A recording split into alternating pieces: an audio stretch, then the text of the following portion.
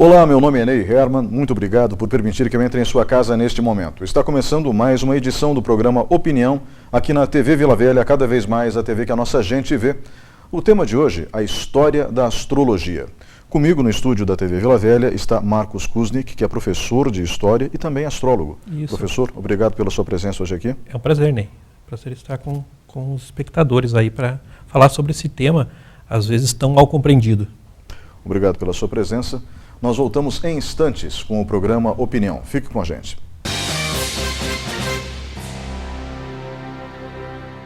Programa Opinião. Apoio Supermercados Tozeto. Bem mais que um supermercado. Eletrocometa. Qualidade e experiência. Iniciativa Cartuchos. Tudo em informática, mas tudo mesmo. E procureimóvel.com.br. Olá, estamos de volta com o segundo bloco do programa Opinião. O tema de hoje, a história da astrologia. Comigo no estúdio, o professor de História e astrólogo, Marcos Kuznick. Professor, eu gostaria de começar com aquilo que eu considero básico e operacional.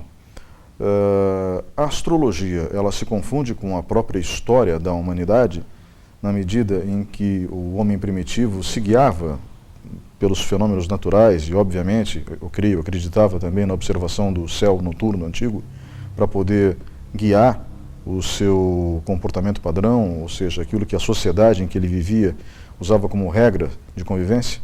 É bem possível, Ney, porque a observação dos astros, seja do Sol, da Lua ou das estrelas, enfim, e daquilo que nós viemos chamar de planetas, ela está entre os primeiros registros. Então, desde que nós temos indícios da presença do homem e desde que o homem começa a registrar isso em pinturas rupestres e muito posteriormente em outras formas de registro, parece que sempre houve essa preocupação. E essa preocupação está ligada, essencialmente, à necessidade inerente ao ser humano de buscar algum tipo de orientação. Então nós podemos imaginar que, mesmo hoje, no mundo moderno, nós vivemos cercados de incertezas, de insegurança, e a todo momento nós procuramos alguma coisa que nos oriente, que nos guie, que oriente nossa ação. Buscamos isso na educação, buscamos isso nas modernas formas de previsão, seja a previsão do tempo, prospecções financeiras, etc. A gente precisa saber para onde a gente vai para orientar o nosso movimento. E o ser humano da antiguidade, ele não era diferente.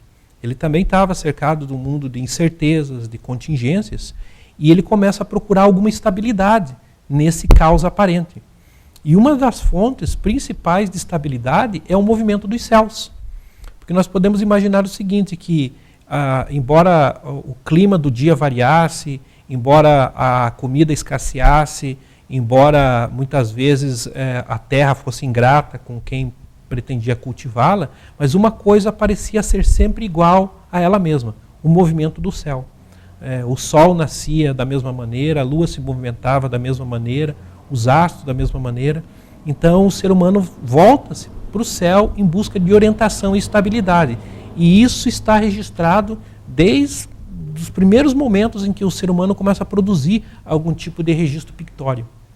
Bem, quando a gente fala desses primeiros registros, então nós estamos falando de um período anterior ao processo de assentamento dos seres humanos. Sem dúvida. Porque a civilização ocidental, como nós a conhecemos, ela surge na região do Crescente Fértil, onde Exatamente. Hoje é o Iraque. Exatamente. E aquela região foi povoada há aproximadamente uns 6.000, 6.500 anos. Há registros e suspeitas, embora exista muita discussão ainda no mundo acadêmico, em relação a um período mais antigo, ou seja, 10.000 anos. Sim. Mas, independente disso, o que o senhor descreve, então, é anterior à formação da própria civilização. Sem dúvida. Existe uma tentativa de classificar a marcha da humanidade num período de nomadismo, né, que se caracterizava pelos deslocamentos das populações, e mesmo durante esse período de nomadismo, do qual a gente sabe muito pouco, justamente devido à escassez de registro escrito ou registro pictório, né, eles são pontuais, são escassos, mas mesmo assim a movimentação dos astros fornecia para esse tipo de população alguma coisa. E é interessante, né, nós percebemos o seguinte, o que passava pela cabeça do homem, porque ele sendo um ser que percebia que ele próprio tinha vontade, ele começa a imaginar ou inferir, enfim, que a natureza como um todo, ela também é impelida por algum tipo de vontade.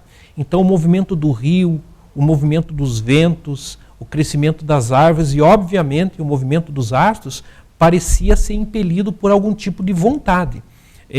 Ou seja, cada um desses objetos da natureza, ele estaria, não seria meramente algo material, ele estaria, teria uma ânima. E por isso a gente chama uma alma, e por isso a gente chama de um período de animismo, ou seja, atribuir às várias forças da natureza uma vontade e uma alma. Então começa-se também a atribuir características aos astros, à medida que se percebe que o Sol é fonte de calor, consequentemente fonte de vida, que a Lua, ainda que de forma não constante, mas ela começa a fornecer luz à noite em determinados momentos, que as estrelas têm um determinado movimento e que isso varia com o tempo. Para eles era um grande relógio cósmico que mostrava que existia uma ordem no universo. Então, novamente, num meio cheio de contingências, cheio de ameaças, aquela ordem, ela parecia algo magnífico, algo divino. E quando o ser humano, finalmente, ou enfim, quando surgem as primeiras grandes civilizações, que primeiro começa com um processo de assentamento, né? A gente chama isso em história de hipótese causal hidráulica, ou seja, que os primeiros assentamentos eles começam a acontecer próximo às margens dos rios, dos lagos, justamente pela disponibilidade de água doce, para consumo e irrigação, e ali a agricultura começa a ser praticada. Isso, claro, nós estamos falando disso um processo que leva séculos, né, até milenar, para se estabelecer. E surgem aí as grandes civilizações, no que a gente chama de crescente fértil. A gente chama de crescente fértil para quem olhar no mapa do Oriente Médio, vai perceber que desde o norte do Egito, passando pela região onde hoje é o Irã, o Iraque, até o norte daquele local, forma um arco que parece uma lua crescente. E ali em torno dos rios, o rio Nilo mais famoso, mas o rio Tigre e Eufrates, vão surgir grandes assentamentos que com o tempo se converterão em grandes cidades. E é nesses locais que a observação dos astros vai ganhar um grande impulso. E aí nós podemos falar do surgimento praticamente de uma observação sistemática dos astros, desenvolvida com o intuito de conhecer esse movimento em precisão. Em que período, então, daí já da história como é que eu posso dizer, dos povos assentados, né, ou seja, já dentro da história da civilização corrente, em que período a astrologia é praticada? Que povo começa a praticá-la de maneira mais sistemática e esse conhecimento acaba chegando, em virtude dessa aparente organização, até os dias de hoje? Praticamente, né, toda a civilização que atinge algum grau de sofisticação, ela desenvolve algum tipo de astrologia sistemática. Algumas a gente não ficou sabendo como era, como muitos dos povos pré-colombianos, muito disso se perdeu, como também se perdeu muito disso em outras regiões do mundo. Nós acabamos sabendo com mais certeza aquilo que aconteceu no Egito, mas principalmente na região do Crescente Fértil, na região da Síria, da Babilônia, as antigas civilizações que habitavam esse local, pela maior quantidade de registros e pelo legado cultural que essas civilizações deixaram. Então, digamos, por exemplo, o seguinte: para os antigos sumérios, o Sol era o deus Shamash. E Júpiter, por exemplo, que é uma estrela que parece, inclusive essa época do ano, muito bonita e azulada, era o deus Marduk. E assim eles foram associando características humanas a esses planetas. O movimento dos planetas, e aí começou a se relacionar o movimento dos planetas a ciclos terrestres.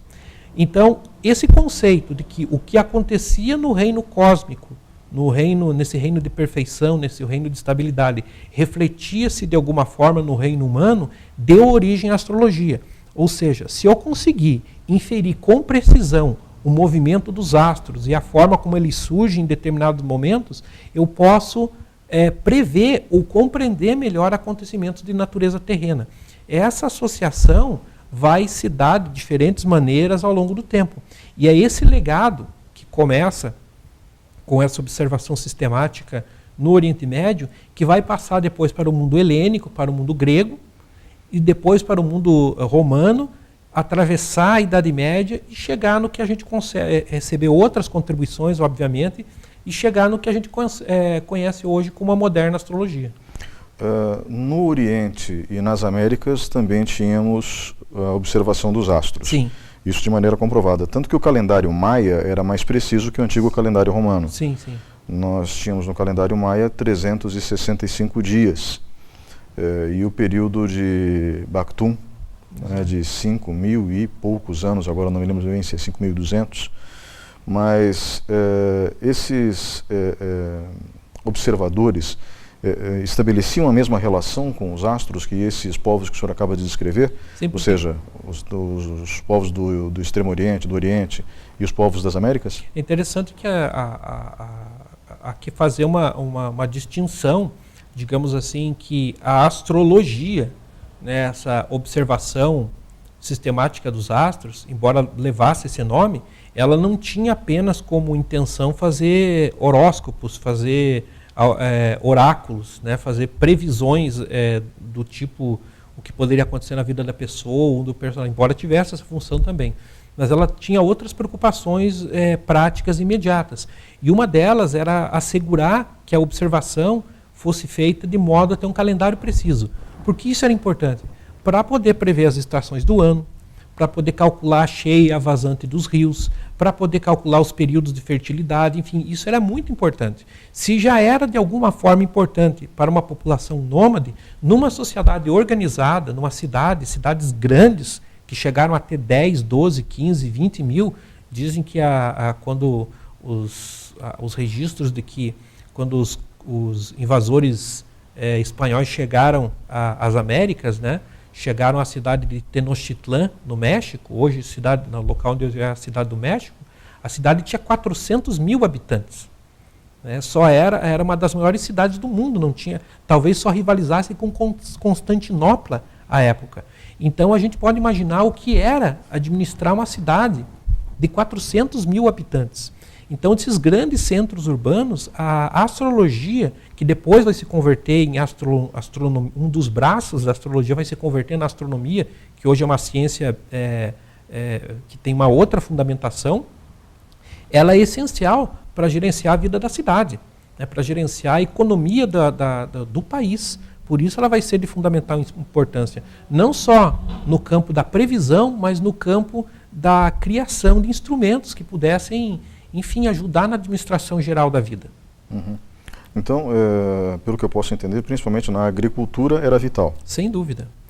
É interessante o seguinte, que hoje nós temos a moderna ciência da meteorologia, né, que é um dos campos onde mais se demanda tecnologia. Os grandes computadores que se adquirem geralmente são para fazer cálculos meteorológicos. Então a gente vê que mesmo com todo o investimento que é feito na área, com radares, imagens de satélite, cálculos cada vez mais precisos, ainda assim a meteorologia ela ainda não consegue ter o grau de precisão que nós gostaríamos.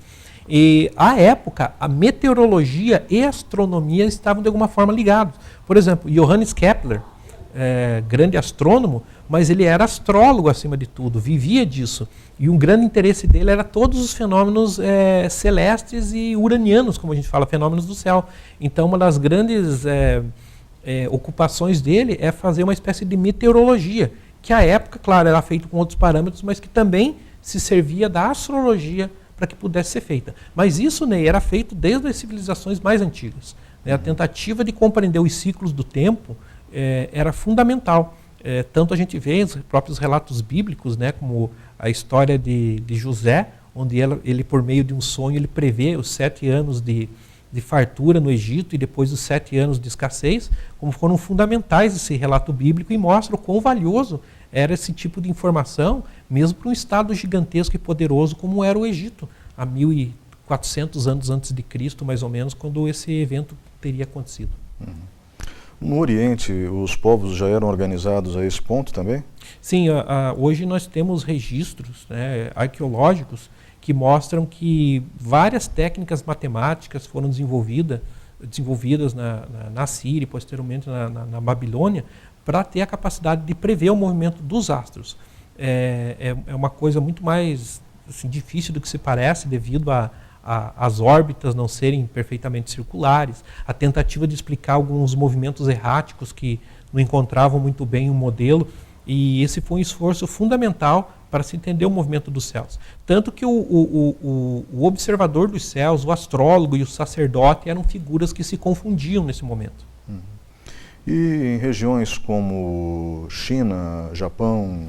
Todos esses povos eles desenvolveram algum tipo de astrologia. Claro que difere muitas vezes as técnicas. E eu, por exemplo, o meu trabalho como astrólogo ele se foca muito nessa astrologia ocidental, nessa astrologia que teve como raiz o Oriente Médio, que passou pelo mundo greco-romano e que nos chegou através da Renascença e do século XIX foi renovada. Mas existe a astrologia védica, por exemplo, podemos pensar nos hindus, né? Na civilização indiana, com mais de 4.000 anos de história, que tem uma vinculação muito grande com a astrologia, que legou grandes descobertas matemáticas e em termos de precisão, porque era muito importante também para aquela civilização. Isso aconteceu na China, no Japão, na Coreia, ou seja, praticamente todas as civilizações desenvolveram algum tipo de observação sistemática do céu. O senhor fala que nessa astrologia que passa pelo mundo greco-romano, essa astrologia acaba atribuindo valores ou uma moral humana para os astros que regem o céu. Exatamente. E é óbvio que isso acaba afetando a interpretação de fenômenos astrológicos e como esses fenômenos interferem na vida e no cotidiano. Quando exatamente a astrologia passa a ser encarada com essa formatação que nós vemos hoje? Porque hoje o público só conhece uma faceta da astrologia, que são os signos. Os signos, sim.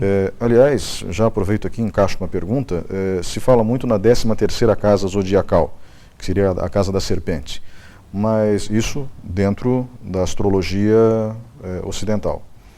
Então, esses nomes, aquários, peixes, esses nomes, eles já são do mundo grego-romano ou não? São anteriores? Quando que surgiu isso?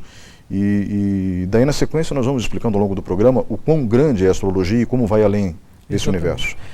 Em primeiro lugar, claro que é interessante o seguinte, para que as pessoas entendam como a astrologia é pensada atualmente, eu geralmente uso uma frase do Carl Gustav Jung, que dizia o seguinte, que a astrologia merece toda a consideração da psicologia sem restrições, porque a astrologia representa a soma de todo o conhecimento psicológico da antiguidade. Ou seja, com o passar dos séculos, a astrologia vai se tornando um sistema extremamente complexo e imbricado. Por várias razões, e aí para debater o tema de como a astrologia funciona, mas por várias razões, vai se reconhecendo no céu padrões que vão sendo relacionados a arquétipos de comportamento humano. Então, em primeiro lugar, os signos, eles são zonas do céu, são 12 divisões do céu que representam 12 constelações. Né? Essa divisão foi feita, essencialmente, na época dos sumérios. Anterior. Eles já tinham dividido, não tinha esse nome, obviamente, mas eles já tinham dividido o céu em 12 setores.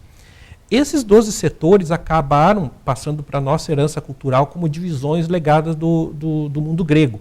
Então a gente vai ter a constelação de Áries, Touro, Gêmeos, Câncer, Leão, Virgem, Libra, Escorpião, Sagitário, Capricórnio, Aquário e Peixes. São 12. Desde a época que essas divisões foram feitas, houve um fenômeno chamado precessão dos equinócios, ou seja, o eixo, a gente sabe que a Terra tem o movimento dela em torno do Sol, que nós chamamos de rotação, tem um movimento em torno dela mesma, que a gente chama de translação, o movimento de rotação, e existe um outro movimento onde o eixo da Terra faz como que um giro de um peão, uma certa instabilidade. Esse movimento ele leva 24 mil anos e é chamado Grande Ano de Platão. Atrás de um fenômeno chamado precessão dos equinócios. Como ele se moveu um pouco, desde a época em que o sistema foi concebido, então a posição das constelações variou um pouco. Daí algumas classificarem como 13 signos.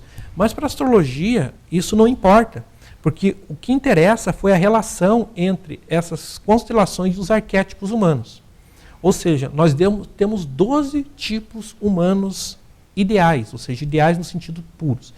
Só que ninguém é totalmente puro. Ninguém é totalmente ariano, ninguém é totalmente taurino. Nós temos os 12 signos. Só que alguns se manifestam com mais força na nossa personalidade.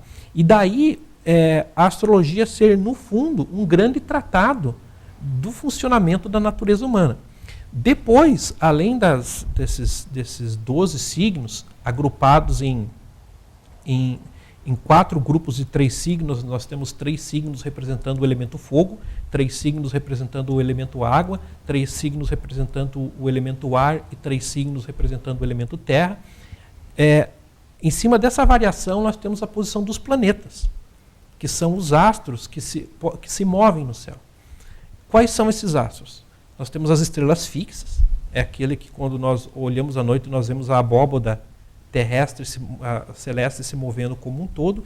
Porém, desde o início, os antigos perceberam que algumas desses astros não eram fixos, eles se moviam em relação a essa abóboda diferente. Quais são?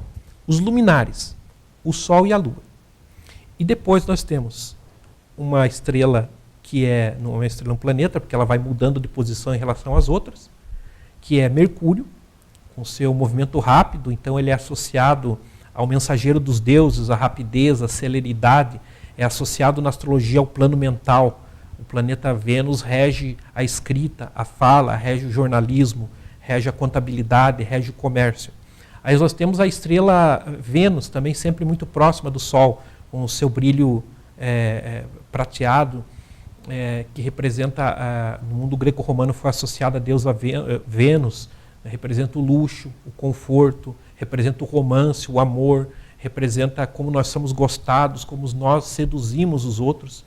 Depois nós temos Marte, com seu brilho avermelhado, que remete ao deus da guerra.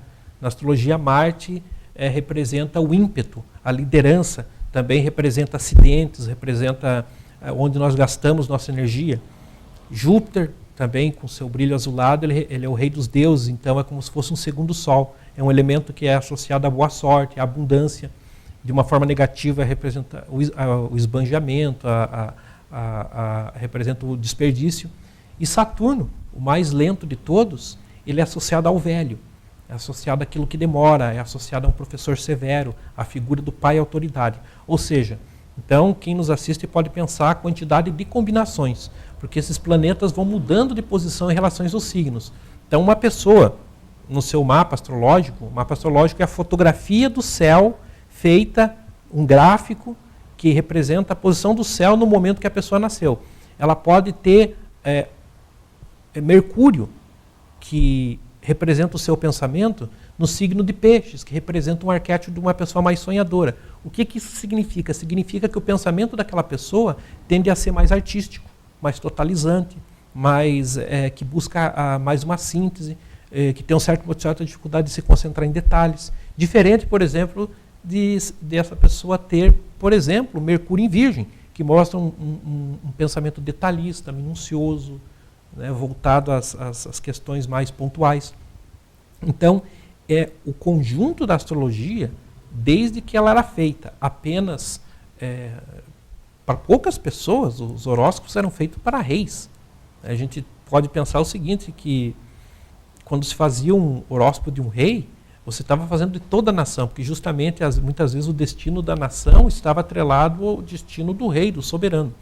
E hoje, com o avanço e com esse novo viés, a astrologia passa a ser uma ferramenta que tem um alcance muito maior.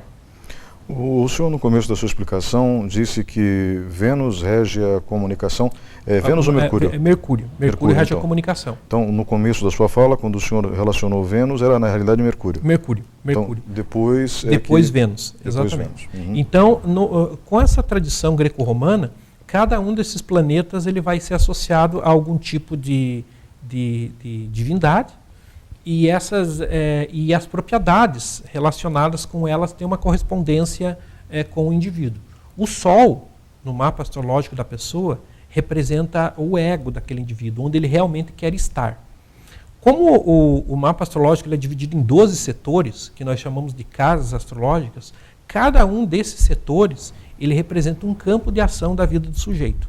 Então nós temos uma casa astrológica que mostra como a pessoa é vista, uma outra casa astrológica que mostra como ela lida com sua liberdade, com os bens materiais. Nós temos uma outra casa astrológica que mostra como ela se comunica, outra que mostra como ela é em casa, uma outra ainda que mostra a relação com o outro, as relações de casamento, de sociedade. Então, dependendo da distribuição dos signos nessas casas e dos planetas nessas casas, nós podemos compor um tipo de personalidade. E aí nós vemos como aquela pessoa reage, como que ela reage emocionalmente, como que ela reage no trabalho, que tipo de aspiração a alma dela tem, qual é o tipo de desejo que impulsiona e onde ela realmente quer estar. E o mapa, como ferramenta de diagnóstico, né, muito mais do que uma ferramenta de previsão, embora exista por aí astrólogos que fazem uma astrologia mais preditiva, como era na antiguidade, mas atualmente a astrologia ela tem um viés muito mais psicológico, de orientação, para que o indivíduo entenda seus sentimentos, entenda suas necessidades, entenda suas carências e suas potencialidades. Então é muito comum, por exemplo, na minha prática como astrólogo, você analisar o mapa astrológico de uma pessoa e descobrir que ela está exatamente no lugar errado, tanto do ponto de vista emocional como do ponto de vista profissional.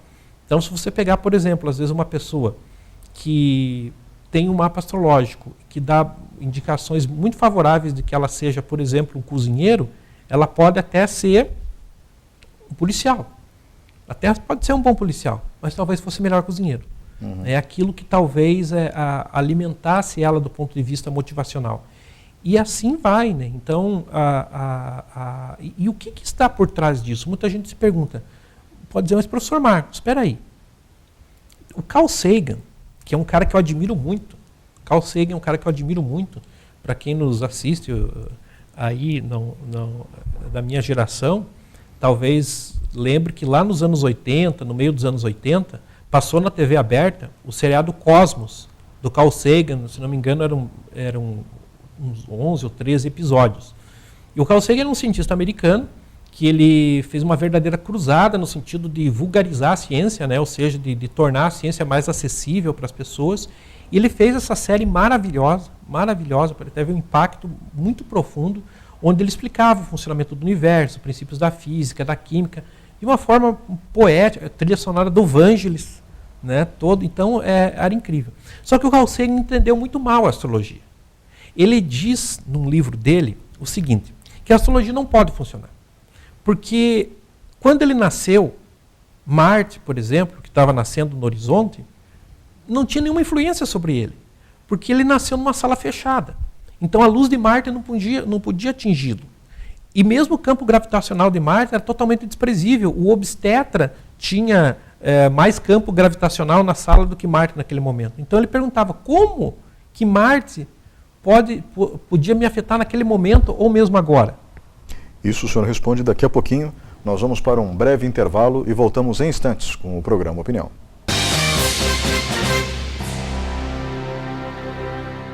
Programa Opinião. Apoio Supermercados Tozeto. Bem mais que um supermercado. Eletrocometa. Qualidade e experiência. Iniciativa Cartuchos. Tudo em informática, mas tudo mesmo. E procureimóvel.com.br.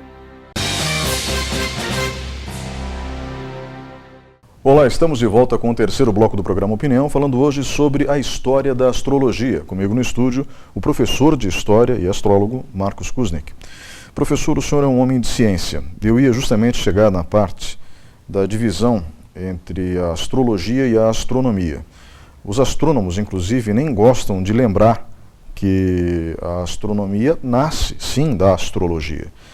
E existe um preconceito grande em virtude do excesso de vulgarização que a astrologia teve nesses últimos 100, 200 anos, podemos colocar assim.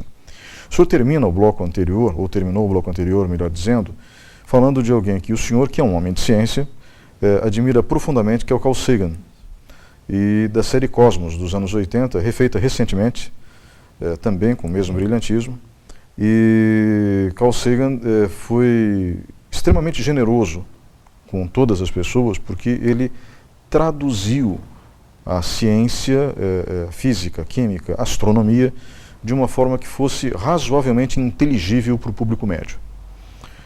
Mas ele desprezava a astrologia.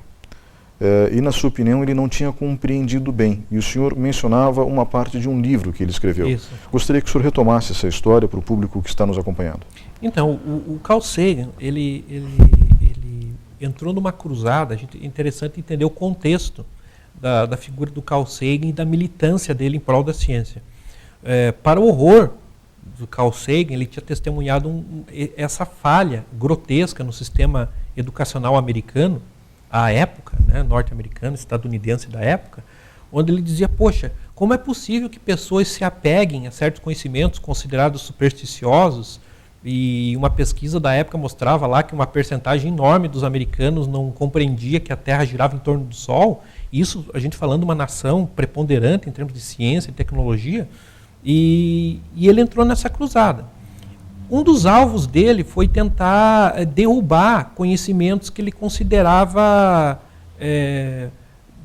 que não tinham fundamento nenhum. E a astrologia foi um dos grandes alvos do Carl Sagan. O fato, Ney, é que esse debate, astrologia versus astronomia, é um falso problema. É um falso problema. A astrologia, ela tinha um entendimento da ordem cósmica, ela tinha por motivos teológicos, religiosos, que continuam acompanhando a astrologia, entra naquilo que eu entendo, e posso até falar nisso, mas a partir do século XVIII, vai haver, século XVII, século XVIII, vai haver um divórcio entre aquilo que podia ser percebido como tangível, inquestionável e passível de ser replicado através de observações, e aquilo que podia ser percebido num plano mais sutil. E a partir disso, os astrônomos passaram a se focar e considerar aquilo que era observável do ponto de vista concreto, aquilo que podia ser medido, né? Tamanhos, distância, campo magnético, espectro luminoso, composição química, física dos astros. E não entraram em nenhum tipo, e talvez não fosse o papel deles mesmo entrar em nenhum tipo de consideração.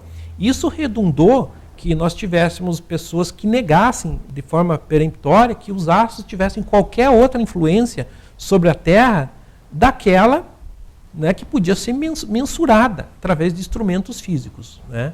Pois bem, e eu não culpo quem não acredita em astrologia de não acreditar por ter acesso ao que geralmente é divulgado de astrologia. Pense bem, como que um horóscopo pode funcionar? Um horóscopo que é às vezes vinculado na internet, às vezes vinculado na mídia, rádio, TV. Câncer, tal coisa hoje, o número é tal, a cor é tal, a pedra não sei o quê. Isso é uma coisa absolutamente boba. Porque seria você acreditar que você poderia dividir a humanidade toda em 12 pedaços, né, que são os 12 signos, e que aquela previsão abrangeria todo 1/12 da humanidade. Nós sabemos que não é assim. Isso é uma visão rasa, é uma visão ingênua ou até desonesta daquilo que é a astrologia. A astrologia, enquanto um estudo mais profundo, ela leva em consideração uma quantidade muito grande de variáveis, de componentes, dos quais o signo é apenas um. É apenas um, de uma quantidade muito grande de variáveis. Para que, por exemplo, eu possa fazer um mapa astrológico, uma carta natal de uma pessoa, eu preciso saber a data de nascimento dessa pessoa, o local, a cidade que ela nasceu, para que entre nos cálculos, e a hora de nascimento. A partir disso, isso é calculado, até bem pouco tempo atrás era um cálculo manual, hoje nós usamos um software de computador que faz esses cálculos, que dá mais celeridade ao processo. E muitas vezes na conversa com a pessoa, você acaba chegando à conclusão que aquele horário está errado. Porque o mapa astrológico tende a refletir a personalidade da pessoa. Quando você percebe que alguma coisa não está batendo, geralmente você muda alguns minutos para lá, alguns minutos para cá e acaba descobrindo que, na verdade, aquela pessoa nasceu o horário não está correto. Mas voltando a essa questão, de fato, a astrologia ela está baseada em uma outra epistemologia. Para a astrologia, se reconhece que não há descontinuidade no universo, que o universo é um todo, coerente, organizado por uma inteligência maior e que existe uma relação entre os ciclos cósmicos e os ciclos terrestres.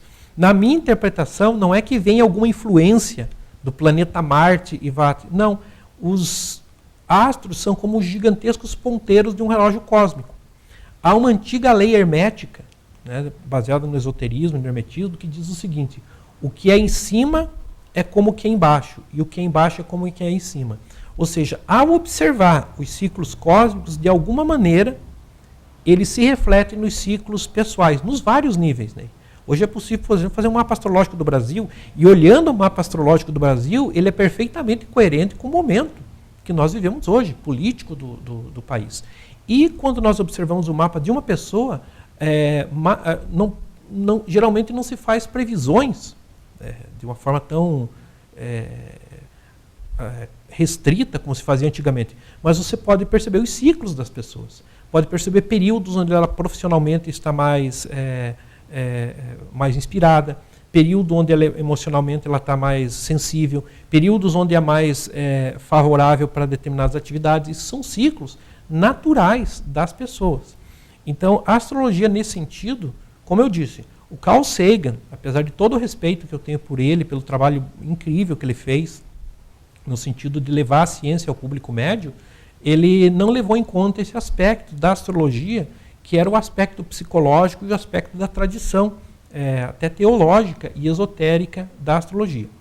Infelizmente, na astrologia, como em quase qualquer outro ramo, nós temos pessoas que a praticam de maneira abusiva, de maneira rasa, de maneira desonesta. Então, não estudam ela como deveria ser estudada e, principalmente, não se preocupam com a pessoa para quem elas estão oferecendo e prestando, digamos assim, esse serviço astrológico. Nesse momento, não interessa que o astrólogo se exiba ou que ele procure fazer qualquer tipo de demonstração inútil. Importa que ele possa, como já necessitavam aqueles povos da antiguidade, né, e nisso nós não diferimos em nada dos nossos ancestrais nômades, que forneçam o quê? Orientação, para que a pessoa possa tomar decisões mais embasadas. Hoje a astrologia, embora ela ainda seja considerado como algo algo marginal dentro de muitas ciências, mas ela é largamente utilizada mesmo em setores que não gostam de dizer que são. Por exemplo, a astrologia empresarial é um campo gigantesco, a astrologia financeira, né, que trabalha, existem astrólogos especialistas em trabalhar com o mercado financeiro, a astrologia de fundo psicológico hoje talvez seja a mais difundida, ou seja, existe uma série de especialidades dentro da astrologia. Hoje tem astrólogos que se focam na área vocacional, na área infantil, na área de relacionamentos, enfim, existe um campo muito grande da astrologia. Bom, então, vamos colocar dessa forma. Energias esotéricas são interpretadas através de um grande relógio cósmico e, dessa forma, acabam possibilitando que aspectos da vida de um ser humano, de uma empresa, até de um país, sejam detalhados ou melhor revelados naquele momento. Seria isso? Exatamente. E veja, aí entra uma questão também, que é a questão do livre-arbítrio. Isso é muito interessante. A astrologia ela caiu em descrédito, em parte, principalmente no século XIX, por ter um certo viés determinista. Ou seja, se o sujeito nascesse com determinada configuração, ia ser daquele jeito e pronto.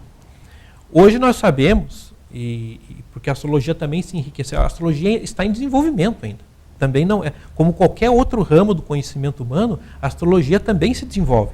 E ela recebeu, desde o início do século XX, substanciais contribuições de muitos outros ramos, da psicologia, de outros ramos da filosofia, e a gente vê muita questão do livre-arbítrio. Então veja bem, você faz um mapa natal, e nesse mapa natal você percebe que uma determinada pessoa nasceu com o planeta Saturno, que representa a contração, a seriedade, né? Onde nós temos Saturno no mapa, geralmente nós estamos inseguros.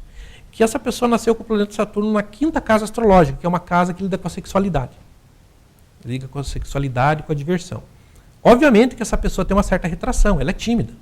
Ela tem uma certa dificuldade de tratar desse assunto, mais do que outras pessoas. Não quer dizer que ela está condenada a ser sozinha, que ela vai ter problemas de natureza sexual, nem nada, mas que ela tem ali uma questão importante a enfrentar, que ela pode transcender. E aí que está o grande desenvolvimento pessoal. Então, geralmente, o mapa astrológico vai apontar pontos de tensão no mapa, onde aquela pessoa realmente precisa prestar mais atenção, ela tem que trabalhar mais aquele aspecto, seja na parte de relacionamento, seja na parte profissional, seja em questões psicológicas específicas, ou até mesmo talentos que estão inexplorados.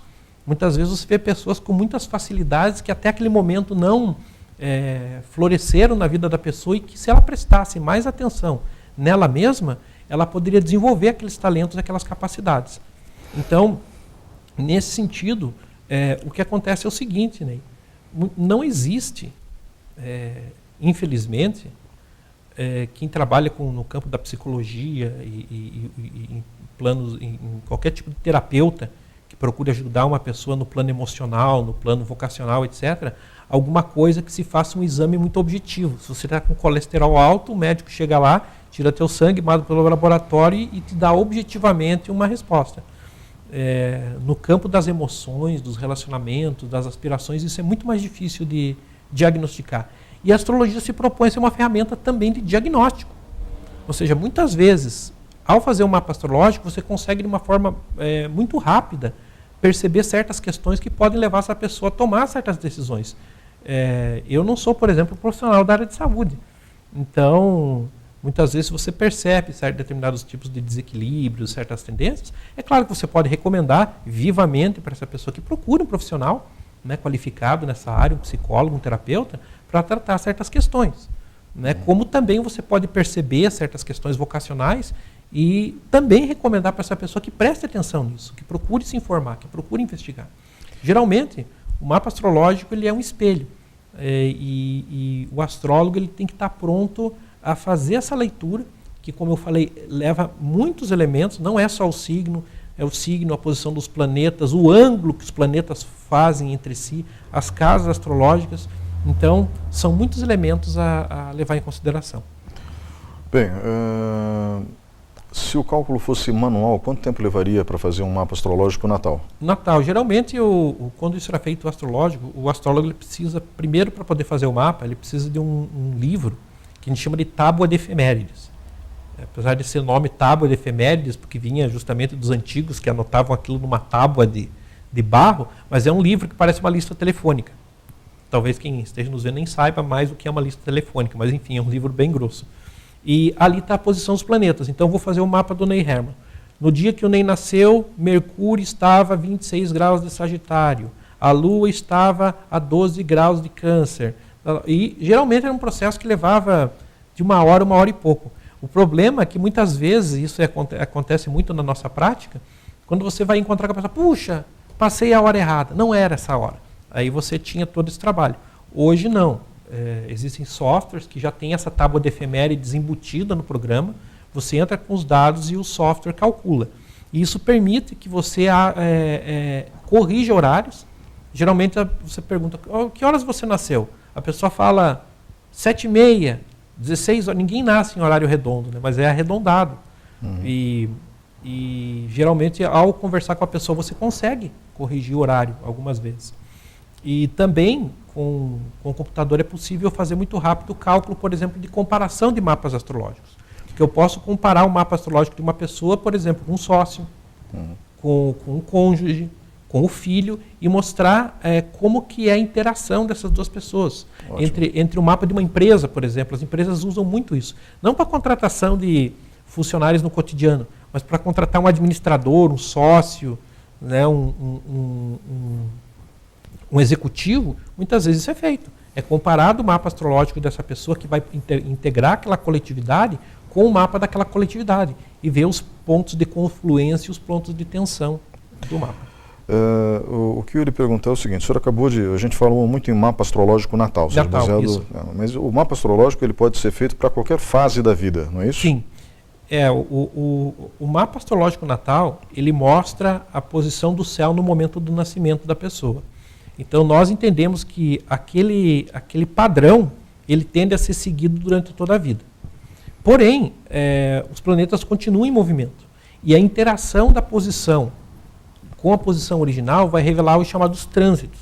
Então você pode calcular por ali que áreas da vida da pessoa estão sofrendo determinados tipos de transformação naquele momento. Você pode fazer um mapa de revolução solar, que é o mapa do ano da pessoa, que vai de um aniversário até o outro aniversário, e você pode fazer mapas de comparação também, mapa que são chamados sinastria, que são mapas de comparação de indivíduos ou instituições diferentes. Isso também é possível ser feito. Uma coisa interessante, é curioso isso, mas mesmo nos horóscopos mais comerciais, é fácil notar que existe, salvo raras exceções, né, uma coincidência grande entre os tipos psicológicos. Eu não falo agora daquele horóscopo do dia a dia, sim. Mas do tipo psicológico com o nativo daquele signo, daquele decanato. Exatamente. Né? Acho que os signos são divididos em 3 decanatos. 3, exatamente. Se eu não me engano. Ou seja, períodos de 10 dias. Aí eu gostaria de saber, essa classificação em tipos humanos, isso foi sendo refinado através da observação ao longo dos séculos? Vai sendo refinado. Por exemplo, no mapa astrológico, às vezes uma pessoa revela que ela tem uma natureza predominantemente, digamos, ariana. Essa é uma natureza impetuosa. Essas pessoas têm uma facilidade muito... tomam decisões rapidamente, são ágeis, são desbravadoras, são intensas, são pioneiras. Porém, existe uma tendência em que elas percam o interesse muito rapidamente. Então, por exemplo, uma pessoa ela pode ser, por exemplo, taurina, em que é um tipo psicológico que leva à estabilidade, à imobilidade, à vontade de conservação, a ideia de conservação, isso do ponto de vista solar. Mas a Lua, que representa a parte psicológica da pessoa, como as suas reações mais primitivas, mais instintivas, pode estar em Áries. Aí nós temos uma situação de bastante contradição. Nós temos um indivíduo que aparentemente busca estabilidade, busca conservação, busca a imobilidade, porém que nos seus é impulsivo emocionalmente. E aí nós vamos compondo. Ao mesmo tempo, esse indivíduo pode ter, por exemplo, a Vênus em Escorpião. Vênus mostra geralmente como, no mapa do homem, por exemplo, Vênus mostra que tipo de mulher aquele homem sente atração. Então ele pode ter a Vênus em Escorpião. Mesmo sendo taurino, uma figura predominantemente mais conservadora, ele tem atração por mulher fatal, com a Vênus em Escorpião. Da mesma forma, como no mapa da mulher, Marte, que representa o princípio masculino, representa que tipo de homem atrai aquela mulher. Então você pode ter uma mulher, por exemplo, libriana, que predominantemente é libriana, não quer dizer que eu siga, mas que vários astros em Libra, que prima pela delicadeza, pelo vestir elegante, pelos modos refinados, pela ponderação, que é próprio do signo de Libra, porém ela pode ter Marte em Áries, ou seja, ela gosta de homens arrojados, homens viris. Então, o mapa astrológico nele é incrível porque mostra nossas contradições. Como o ser humano é complexo. Como muitas vezes ele age de formas diferentes em campos diferentes da vida dele. Como ele pode aparentar ser uma coisa e, por exemplo, a 4ª casa astrológica, por exemplo, a gente chama do fundo do céu, ela mostra o nosso lar. Então algumas pessoas são terríveis, de terrível trato, às vezes são incrivelmente amorosas no lar. Você vai à casa dessa pessoa, você se sente acolhido, você se sente bem tratado, você se sente recebido na casa da pessoa. Você pensa, mas como pode? Essa pessoa é tão antipática. Na casa não é. Na casa não é. Então, ou ao contrário, pessoas que têm comportamentos terríveis no lar, que não conseguem, muitas vezes no campo público, são servidoras, enfim, mostra as nossas contradições. O mapa astrológico, ele mostra às vezes algumas personalidades que são muito harmonizadas, que tem um mapa com posições que deixam o comportamento dela mais harmonioso, e às vezes você vê pessoas que têm um mapa mais desarmonizado, estressado mais de um lado do que do outro. Então, é justamente aí que a astrologia tende a trabalhar para equilibrar essas questões. Professor, obrigado pela participação nesse bloco. Eu que agradeço. Vamos para um breve intervalo e voltamos em instantes.